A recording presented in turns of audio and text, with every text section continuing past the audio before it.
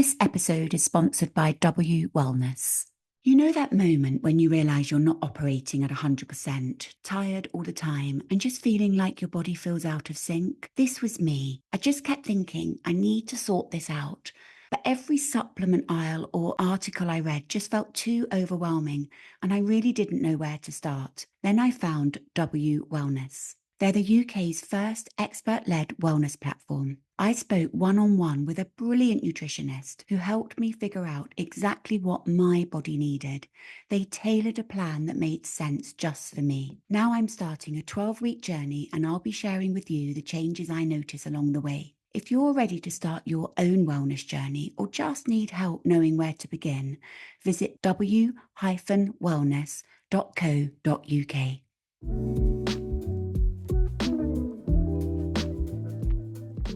Hi, welcome back to the podcast, where today I'm going to be talking about people pleasing. That yes when we really want to say no, that ache of wondering if someone is upset with us, and the way our stomach tightens when we imagine disappointing someone. Today's episode is for those of us who just know this feeling all too well. So why do we people please? What's going on underneath it all? How does it affect our mental health? And most importantly, how do we begin to come home to ourselves? People pleasing often starts early. Maybe you grew up in a home where love was conditional. Heartachingly, actually, for our younger selves, we learned that keeping the peace meant keeping yourself safe. Or maybe you were praised for being the good child, the quiet one, agreeable, responsible, almost adult beyond your years. But over time, you may have learned that your worth was measured by how useful, likable, or easy you were for others. At its core, people pleasing is a survival strategy. It's how we try to secure love, belonging, and approval. It's never a weakness.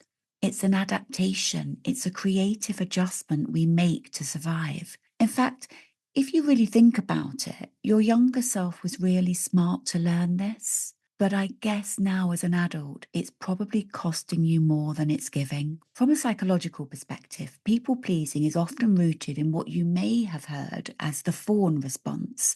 It's one of the 4 trauma responses: fight, flight, freeze, and fawn. The fawn response, though, is about pleasing others to avoid conflict or danger. It's common in people who've experienced relational trauma, especially if their emotional needs were minimized or ignored growing up. It's also tied to core beliefs like, I'm only lovable if I'm helpful, or if I disappoint someone, I'll be rejected. These beliefs form part of what we call in therapy schemas, deep and often unconscious patterns that shape how we see ourselves in the world. And neurologically, people-pleasing can become a kind of internal wiring. When we receive praise or validation, our brains release dopamine, and over time we can become addicted to that dopamine effect and can fear its withdrawal. We then end up craving that response we get when we people please. You can see the cycle here.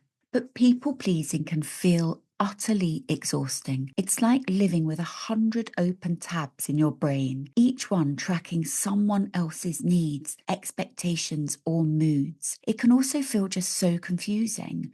You might find yourself saying, I don't even know what I want, because your focus for so long has been outward, perhaps forever. You've never stopped and thought about your own needs or considered yourself mattering as much as others. And there can be shame about feeling too much or not enough, or shame for needing anything at all.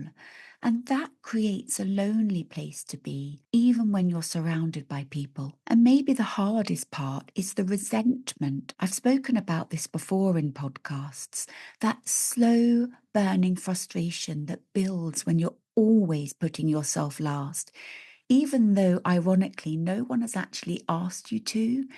It's not that you don't want to help others, it's that you've somehow along the way learned not to help yourself or identify your own needs. And for anyone wondering, yes, you do have needs that need meeting, and that's okay. That's deeply human. And people pleasing can start to take its toll on our mental health. It can often lead to anxiety, burnout, and depression. When we constantly ignore our own needs, we disconnect from ourselves. And that disconnection shows up in all kinds of ways: chronic stress, irritability, perfectionism, difficulty sleeping, or a sense of numbness. Over time, people pleasing can erode self esteem because if you're constantly performing for approval, you start to believe that your worth is the performance. You might also notice relationship imbalances. You feel overextended with your friends and your family, underappreciated, or like you're carrying the emotional load for everyone else around you. And when that imbalance goes unspoken, it can end up leading to deep hurt and even more disconnection. So, how do we begin to unlearn this? Healing from people pleasing isn't about becoming anyone new. It really is about returning to who you were before you thought you had to earn love. And that return can be both beautiful, but also so vulnerable. And the first step is awareness. I talk about this a lot. And it often begins with noticing the small moments. Maybe you catch yourself saying yes when you're already overwhelmed. Or maybe you realize you feel that awful anxiety feeling after setting a boundary, even a small one. Start paying attention to these cues. Listen to the way your body, your breath, the tightness in your chest, the automatic apology. Listen, notice. These are all the signs that are pointing you back home to yourself. It can be helpful to begin journaling or even doing little voice notes to yourself where you debrief your day. It's almost like a check in. Questions to ask yourself around: when did I feel like I was abandoning myself today? I did a recent podcast on self abandonment that you might want to listen to. Maybe ask yourself: when did I act from a place of fear or guilt rather than choice? What was I needing in that moment? Take a moment each day to reflect on these three questions. I find it quite helpful to add these to another habit that I do. I call this habit stacking. So maybe it's when you are getting ready for bed, brushing your teeth. Just have a check in with yourself. And self compassion is the foundation of this work. Without it, awareness can quickly become criticism. You might think, why do I keep doing this? I should be over it by now. But healing isn't linear, and people pleasing is often deeply, deeply wired.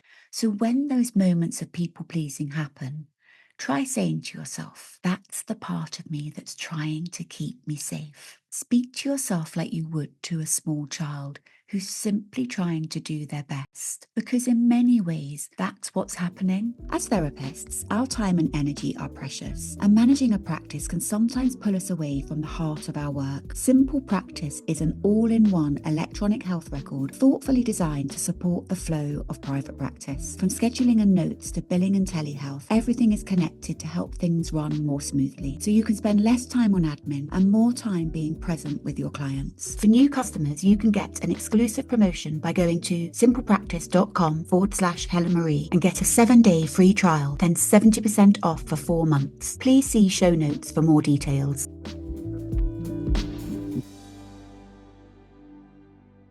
Next comes finding your voice. And this can feel really shaky at first and take some practice. If you've spent years prioritizing yourself, you might not be sure what you want. And that's okay. Let's start small. Try asking yourself, what do I want right now? What would feel nourishing just for me? And then this one is my favorite. If I didn't feel responsible for everyone else's emotions, what would I choose? Sometimes no is your first act of self love. Other times it's asking for something you need, even if it feels awkward or too much. It might be asking a friend to call instead of text. It might be leaving a party early without apologizing. It might be telling someone, I need some time to think about that, instead of rushing to say yes. Every time you do this, you're building a bridge back to your authentic self. These are all examples of boundaries, and these are a huge part of your healing. Remember, boundaries aren't walls. They're just clear and kind ways we communicate our limits. They aren't about controlling others. They're about honoring yourself and your needs. And as I always say, you can say no and still be a kind person. You can disappoint someone and still be worthy of love. One tool I often share with clients is the pause and check-in. So before you agree to do anything, ask yourself, do I really want to do this? What am I afraid will happen if I say no? Am I acting from love or from fear? And if it's fear, it's okay to get curious about that. That's where the healing starts. Another powerful practice when we're healing from people pleasing is inner child work. It's one of my favourite pieces of work to do in practice. The part of you that people pleases is often a younger version of you who felt unsafe or unseen. Just sit with that for a moment. You can begin to build a relationship with this part, whether through visualization, journaling, or simply pausing throughout your day to ask, what does my inner child need right now? Sometimes the answer is rest. Sometimes it's reassurance. And sometimes it's just the reminder you don't need to earn love. Therapy, of course, can be a deeply supportive space for this kind of work, especially if people-pleasing you feel yourself is tangled up with any trauma, codependency, or attachment wounds. A good therapist can really help you untangle the why, but even more importantly, help you practice a new way of being you, the one that feels safer, more truthful, more yours. But this can also be one of the hardest parts because through this work, we have to let people be disappointed. You are not responsible for managing everyone's reactions. I always love that quote that says, you can't make everyone happy. You're not pizza. I just love that. And that's so true. Discomfort is part of growth. Letting someone down is not the same as being bad. And even if your worth has been tied to your usefulness, unhooking from that will feel really unsettling at first. But freedom often begins with this discomfort, which is why I always say, start small. Start smaller. Start where it feels safe enough to do so. And before we move on to the final part of this podcast, where I want to bring a short meditation I wrote, I just want you to say these truths to yourself. Actually, if you listen to these truths first, I just love you to hold them for a while. You were never meant to shrink yourself for someone else's comfort. You were never meant to disappear to keep the peace. You were always meant to be you. And real love, the kind that nourishes and really holds you, will never require you to abandon yourself. And maybe most importantly, the key in this work is beginning to build relationships where you are loved, and not for how useful you are, but for the relationships that honour who you are and care for you as you are. You deserve that. So before we go, I wanted to offer you a short meditation on coming home to yourself that may just help you feel a little bit more grounded after today's topic. So take a moment to get comfortable. Let your body settle, whether you're sitting or lying down. You don't need to do anything perfectly right now. Just be here.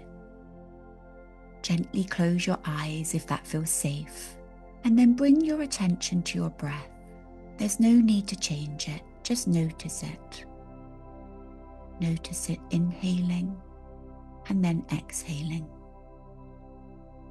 Let your shoulders drop, let your jaw unclench, and let yourself just arrive here. Now place one hand on your heart and one on your belly. Feel the warmth of your own touch. Feel your breath rising and falling beneath your hands. And quietly in your mind or out loud say, I am allowed to take up space. I am allowed to have needs. I am allowed to say no. I am enough, even when I'm not pleasing everyone around me. Notice how these words land. If they feel unfamiliar or uncomfortable, that's okay. You're planting these new seeds. Let these words be soft around you. Let them become your truth. Now imagine a version of you, maybe younger, maybe from this morning, who was trying so hard to please. Visualize them in front of you. Look at them with kindness and say to them, you don't have to do that anymore. You are loved just as you are. And take one last deep breath, inhaling, exhaling. Gently begin to wiggle those fingers and toes and let yourself come back to this moment. And if your eyes were closed, when you're ready, open them. You are here. You are whole. You are enough.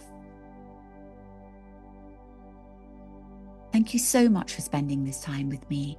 If this episode spoke to you in any way, I hope you'll be gentle with yourself today. You're not alone, you're really not. And you never have to perform your way to earn love. Until next time, take care.